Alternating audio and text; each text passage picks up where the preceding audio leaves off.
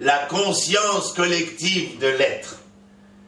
La conscience collective de l'être, ça veut dire qu'il existe en moi, dans un de ces tiroirs construits à l'intérieur de ma pensée, de ma mémoire, quelque chose que je n'ai jamais oublié. Exemple, eh bien retenez cet exemple.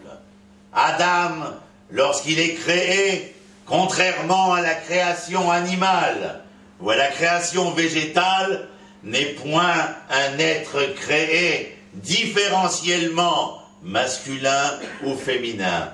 L'homme Adam est créé en tant qu'être androgyne, c'est-à-dire qu'il est en même temps le pôle féminin et masculin. Ce n'est qu'après que l'Éternel, l'endormant et lui prélevant un élément de son être physique, créera la femme. Certains dirent d'ailleurs, pour s'amuser, qu'il avait fallu un brouillon avant de créer l'être parfait. Un bon entendeur salue.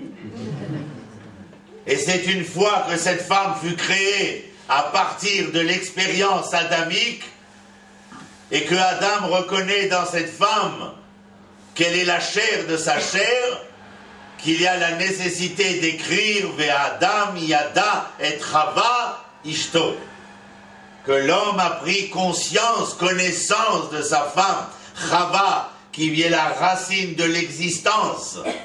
Adam est la racine de la terre, de la matérialité, de l'imminence.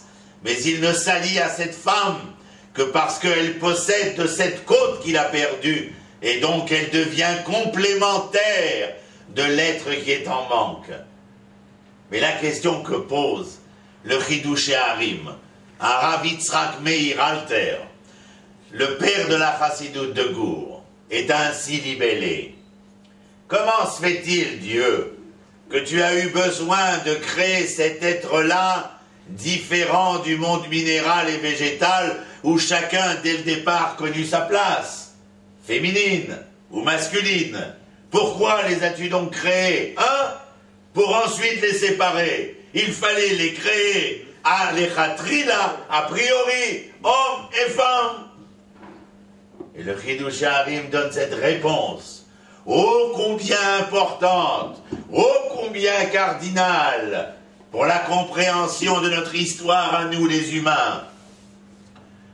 La leçon est ainsi dite, il fallait que vous naissiez un être androgyne, pour ensuite être séparés, afin qu'alors, devenus séparés l'un de l'autre, vous ayez dans la mémoire collective de l'un et de l'autre le fait d'avoir été un jour ailleurs.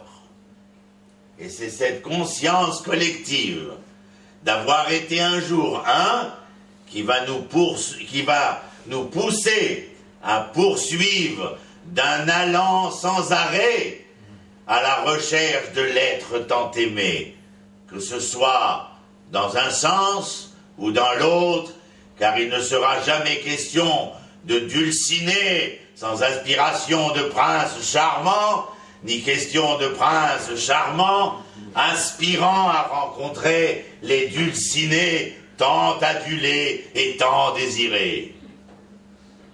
Parce qu'il y avait dans la conscience collective de l'homme la conscience de savoir qu'il n'était pas entier, complet, parfait.